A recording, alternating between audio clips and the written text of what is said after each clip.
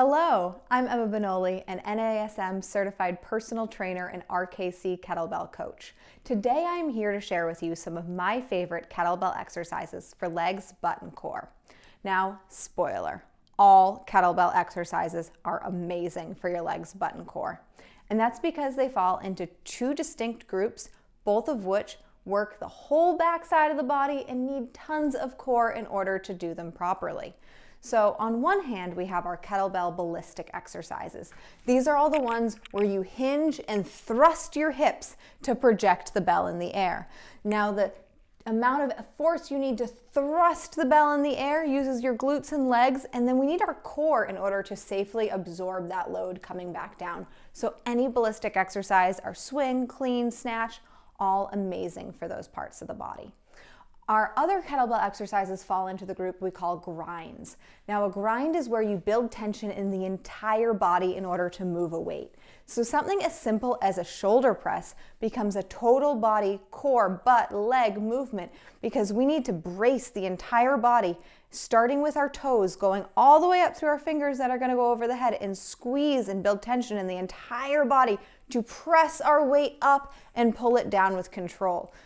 But of course, there are some that are going to be better than others. I wouldn't call a shoulder press the world's best leg exercise.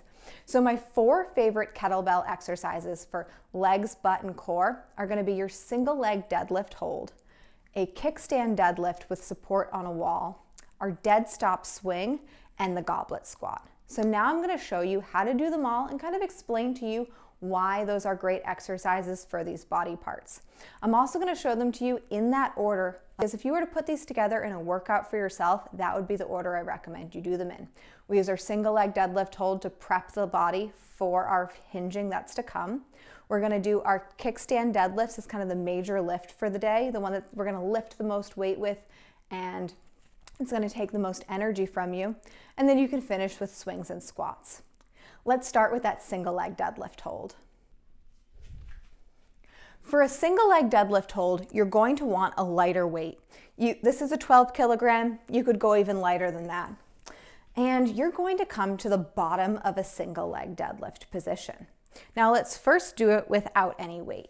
You're going to bend the grounded leg a little bit as you hinge, sending your chest down and your back leg up. We want to maintain the head, shoulders, hips, and heel in a downward slant. And then to get ourselves deeper into this movement, we're going to bend the knee more. You see there, I just went down. I started here. Now I'm down here, and this is all in the glute or the butt of the grounded leg. And my quad is also working, the hamstrings are working, the entire grounded leg is working overtime to hold me. And the leg that's up in the air has to work as well. And then of course, all hinges use core. I'm pulling the ribs down and bracing my core to hold me tight. So let's add a load to this. So you're gonna pick up your weight and the leg opposite that weight is grounded. I'm gonna switch legs so you can see the other side.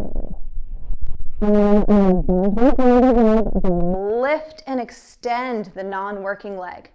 And here we can see head, shoulders, hips, heel, straight line going down, sloping downward. My chest is proud, but my ribs are down to turn the core on. I'm lifting the back leg, bending the front knee. There's a lot going on here, and I'm holding. And a 15-20 second hold on each leg is all you're going to need to really start to fire those glutes and legs up. And then you finish your rep with an exhale and stand up with control. So you can do 1 to 3 sets of those before any hinging day. It's going to be a great way to start to warm up the glutes, and it's a great glute exercise. Glutes are the butt. Next up, we have our kickstand deadlift. For your kickstand deadlift, you want to get yourself over to a wall. But for the sake of this video, I'm going to use the Kettlebell King's 28 kilogram bell as my wall because I'm pretty sure I can't kick it over. So pretending this is a wall, I usually do it on this little wall right here. You want to take 2.5 steps forward. This is going to be different for everyone, but figure out where 2.5 of your feet are. 1, 2.5. And you're going to have the front foot be at the 2.5 foot away from your mark. And the back leg, you're going to put your heel on the wall or the bell and the toes on the floor. Now you want to make sure your feet are about the same width they would have been if you were just standing. And I'm going to hinge down, and at the bottom of this movement, I can drag my bell over so that way the bell replaces our non-working leg. This movement becomes an awesome leg move because you get all of the benefits of a single leg exercise without all the challenge of being on one leg. So you can kind of think of picking some weight between what you might use for a kettlebell deadlift and a true single leg deadlift. Here I have a 20 kilogram, but you can do it with 2 bells, one on either side of the foot. Either way, this is how you do it. We're gonna take a big exhale, send our ribs towards our hips and our tailbone towards the floor. The back leg is gonna have a soft bend in it. Front leg starts straight.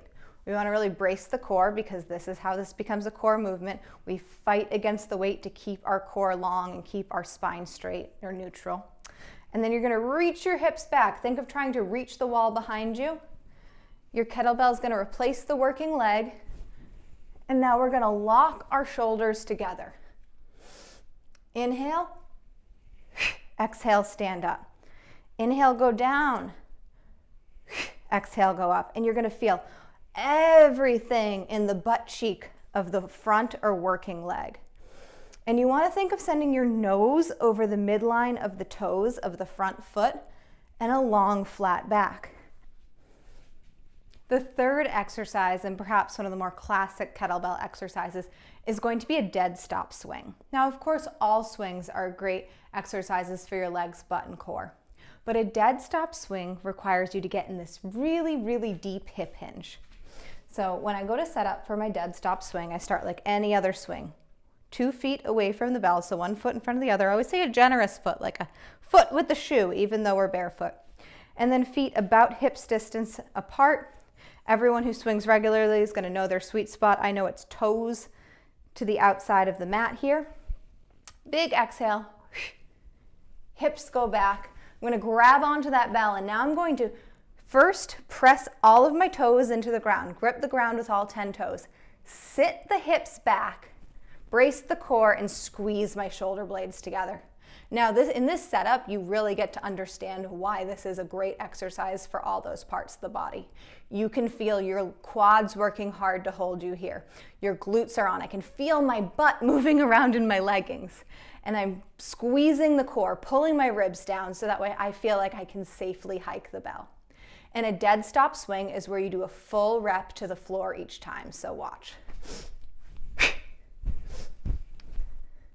Now, by coming back down all the way to the floor each time, we land in a really, really deep hip hinge. Watch again.